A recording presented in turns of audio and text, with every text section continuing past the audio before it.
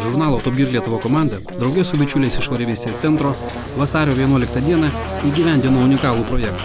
Sukryžmino bestogį automobilį ir karštą oro balioną. Po to netoli Vilniaus atliko maždaug 20 minučių laisvą skrydį. Sudėtingiausia ir ilgiausiai trukusi projekto dalis – automobilio tvirtinimo sistemos konstravimas ir bandymas subalansuoti svorį. Kadangi Smart variklis sumontuotas virš galinės ašies, ten pat yra ir keleivių sėdynės, bei skrydžių reikalingi propano dujų rezervuarai, bandymų metu į orą kilo tik kabrioleto priekis. Ši problema buvo išspręsta panaudojus 150 kg balastinių svorių.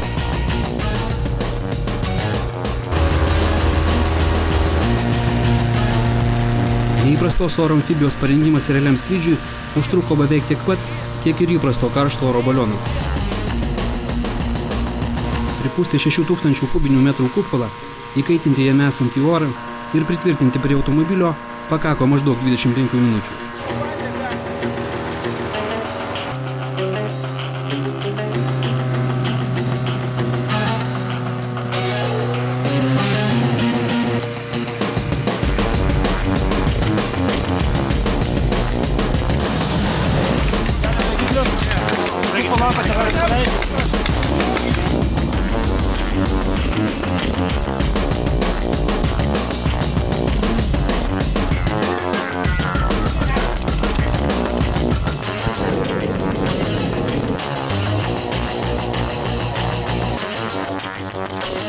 Oro amfibiją pilotavo vienas labiausiai patyrusių Lietuvos oreivių Aurimas Vingrys.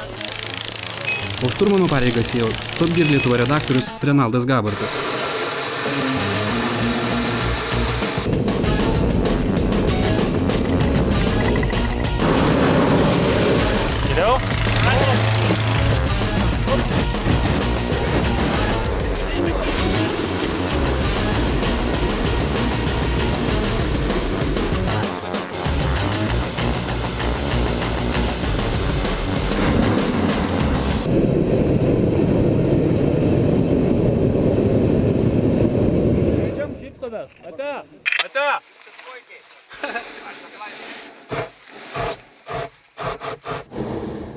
Po starto Smart pakilo į maždaug 200 metrų aukštį ir nuskrido kiek daugiau nei 2 kilometrus.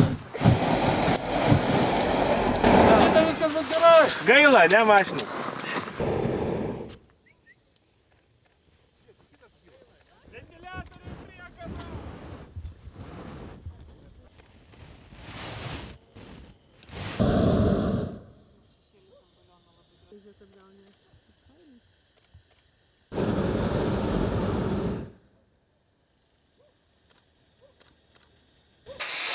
Tai, pažiūrėkim, kur mums važiuoti.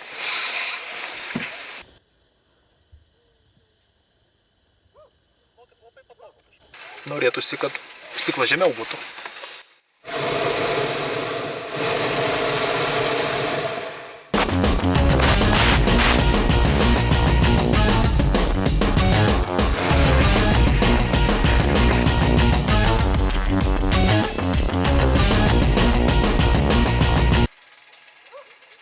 Bet va keista, kad aukščio tos baimės kažkaip kaip ir nėra.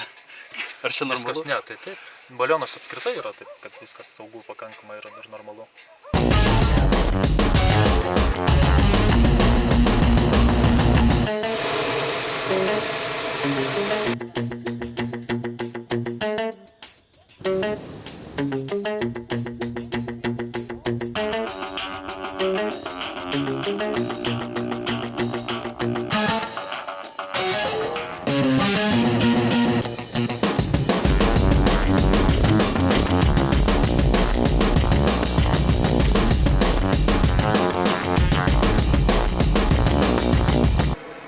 Pasakysiu tik tiek, kad mašina šonu vairuoti patogiau yra negu priekį. Pradėjo žymėti netoli Pavilnojo kaimo esančio vienkiemio, Varėvystės centro komanda sugavo ore kybantį automobilį ir nutempė iki vieškelio. Hi guys!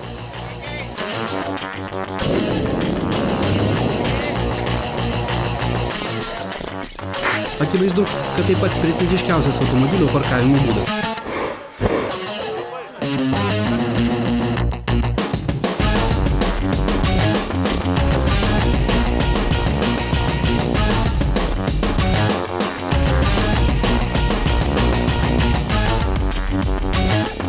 Nuotykių desertas – Anoro baliono degikų kepta kiaušinienė.